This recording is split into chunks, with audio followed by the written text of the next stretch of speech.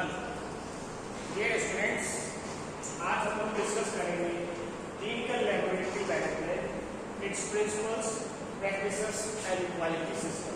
ठीक है, first of all इसका एजेंडा की बात करें अगर तो overview of clinical laboratories, organizational structure and leadership, quality management system, laboratory accreditation and compliance, human resource management, financial and inventory management, safety and risk management, laboratory information system, pre-analytical and analytical processes, and key performance indicators.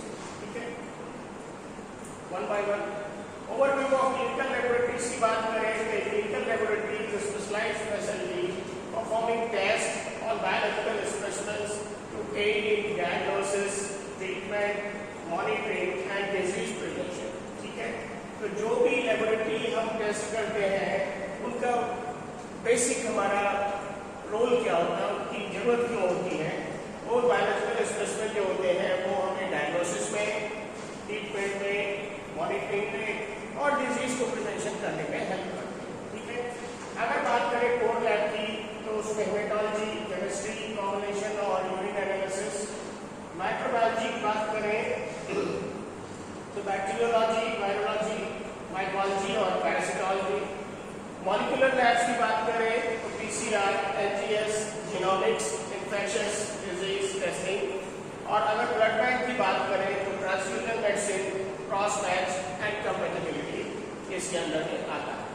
तो इस तरीके से अलग अलग level पे हम clinical laboratories का use करते हैं, जिसमें हम कोर लैब, माइक्रोबायोलॉजी, मॉलिक्यूलर और ब्लड बैंक के रूप में यूज करते हैं। 70% clinical decision rely on lab, लगभग 70% जो भी एक तरीके से रिजल्ट होते हैं उनके बेसिस पे ही जो है वो हम डायग्नोसिस बनाते हैं। Less than 1% cost of total health care budget and 3 phases pre analytical, analytical and post analytical phases इसमें होती है। बात करें ऑर्गेनाइजेशनल स्ट्रक्चर एंड लीडरशिप की तो लेबोरेटरी डायरेक्टर, सबसे ऊपर लेबोरेटरी डायरेक्टर होता है जो मेडिकल या साइंटिफिक लीड के लिए होता है। ये लैब, इसमें 3 लेवल है, लैब मैनेजर, क्वालिटी मैनेजर और आईटी इंफॉर्मेटिक्स। ठीक है, लैब मैनेजर ऑपरेशन से related, quality management QMS and compliance से रिलेटेड और IT and informatics LIS and system से रिलेटेड होता है। फिर उसके बाद section supervisors, senior scientist, lab technologist and phlebotomy और सपोर्ट स्टाफ होता है। तो की लीडरशिप कॉम्पिटेंसीज में strategic vision, communication, emotional intelligence, decision making and technical expertise आती है। तो इस तरीके से एक पूरा आईटी सिस्टम मेंटेन होता है। Next is quality management system, that's called QMS. QMS is built on the PDCA, a continuous improvement framework. Plan क्या है? Defined objectives, identify risk, SOP development and resource planning. Tools क्या है? Implement SOP, staff की training, equipment calibration, sample processing, check क्या करना है, internal audits, proficiency testing, QC monitoring and KPI tracking. Act क्या करना है? Corrective actions, preventive actions, management review, continual improvement. ये सारी चीजें plan, do, check and act के रूप में आती है. 12 क्वालिटी सिस्टम एसेंशियल है, जिसमें documents and records, organization, personal, equipment, purchasing, process control, information management, occurrence management, assessments, process improvement, customer service and facilities safety. ये सारे पॉइंट्स इसमें क्वालिटी मैनेजमेंट सिस्टम में आते हैं. Next is accreditation and compliance की बात करें तो ग्लोबल एक्रेडिटेशन बॉडीज में cap, ISO, CLI, JCI and NABL.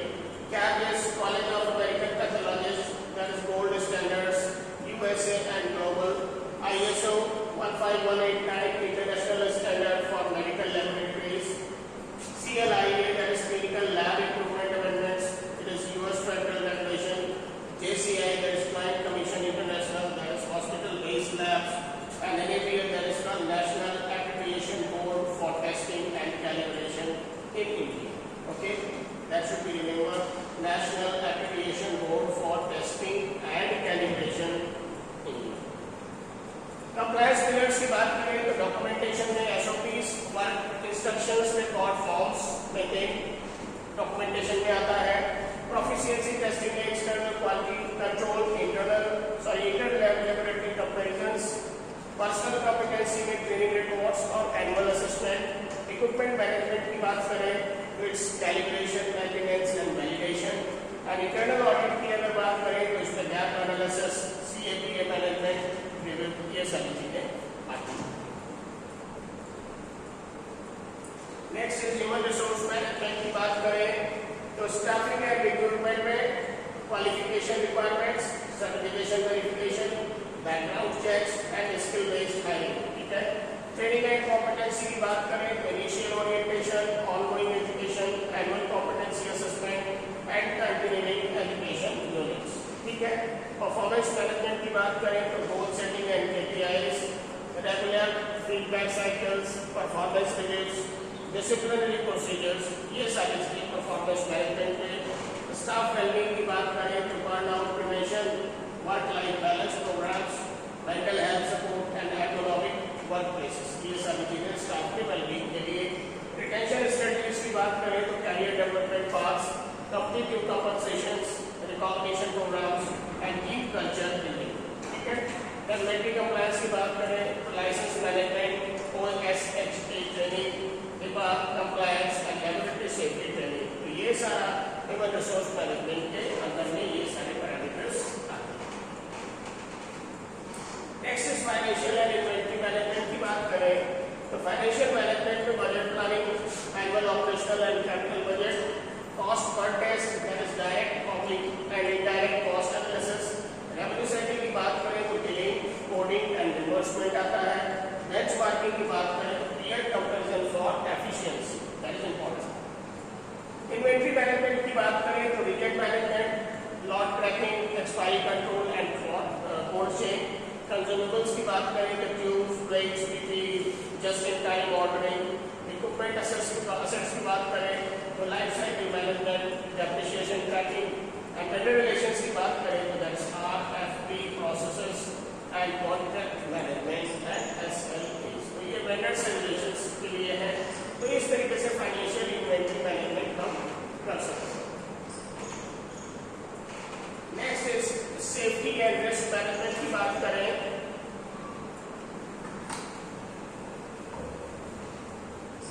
तो बायोलॉजिकल हैजार्ड्स की बात करें पहले. Blood borne pathogen exposure, aerosol generating procedures, specimen spillage protocols and vaccination requirements. ये सारी चीजें बायोलॉजिकल हैजार्ड्स में आ गई. केमिकल हैजार्ड्स में hazardous chemical handling, SDS applicability and training, fume hood use and ventilations, waste disposal complex, ये सारी chemical hazards में.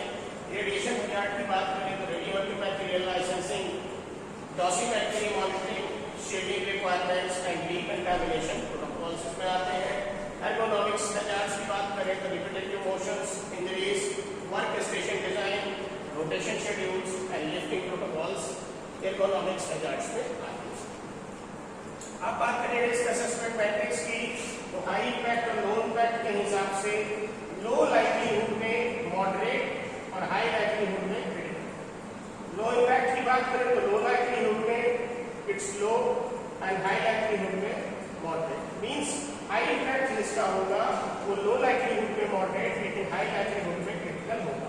सो safety program, elements, fire and emergency response plan, personal protective equipment that is called PP program, incident reporting and investigation system, annual safety training and drills, and biosafety cabinet certification and maintenance is present in this particular safety programs. Fire, personal protective, incident reporting, annual safety training, and biosafety cabinet certification and maintenance program. Next is laboratory information system and KPIs. Laboratory information system that is called LIS. Capital क्या है? Order entry and specimen tracking. ठीक है. फिर reflex testing rules, rest entry and auto validation, turn around time monitoring, billing and charge capture, quality control data management, interface with EMRs, HIS instruments and laboratory reporting. तो ये laboratory information system में इतनी चीजें आती हैं।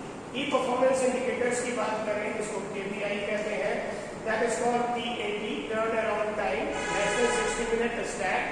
CEI, that is called critical value notification, it is 100% compliance. QC failure rate, that is less than 2%. FRR, that is first pass rejection rate, should be less than 1%. PP is proficiency score more than 80%, and CAPA, that is corrective action scores, that is more than 95% on time. So these are the key performance indicators. Emerging tech, AI-powered results interpretation, digital pathology, cloud-based LIS, middleware automation is there. Finally, key takeaways, that is quality first. Trade accreditation is equal to trust. Safety is non-negotiable. Leadership matters. Data-driven decisions and innovation ahead. Overall, QMS is the backbone of every successful clinical laboratory, from PDCA cycles to 12 QSCs.